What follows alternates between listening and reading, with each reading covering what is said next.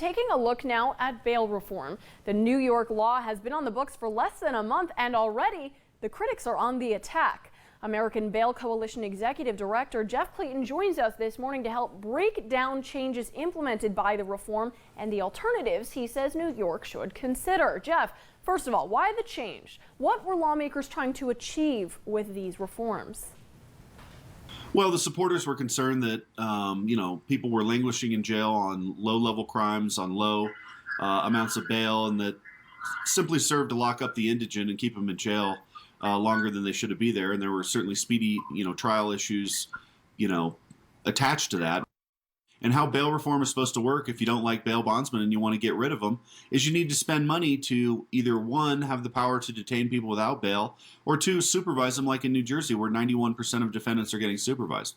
But as of January 1st in New York, well, judges have little discretion now to impose bail, which really means that everybody gets released on their own recognizance.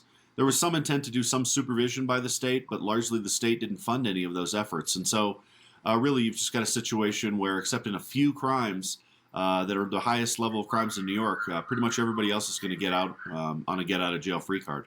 Clayton says there's a lack of understanding of what was passed and therefore a lack of understanding of what to do about it.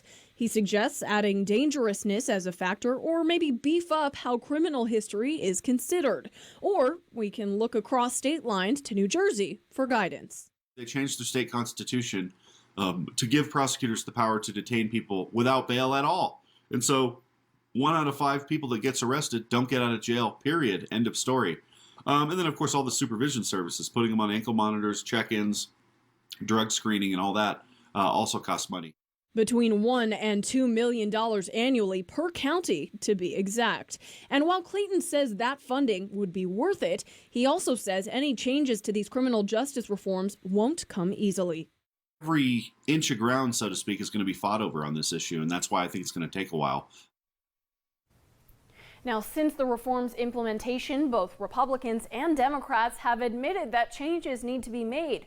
But supporters of the reforms say largely untold are the stories of thousands of New Yorkers who've been released without incident, allowed to return to their families, jobs, and communities while charges against them are pending.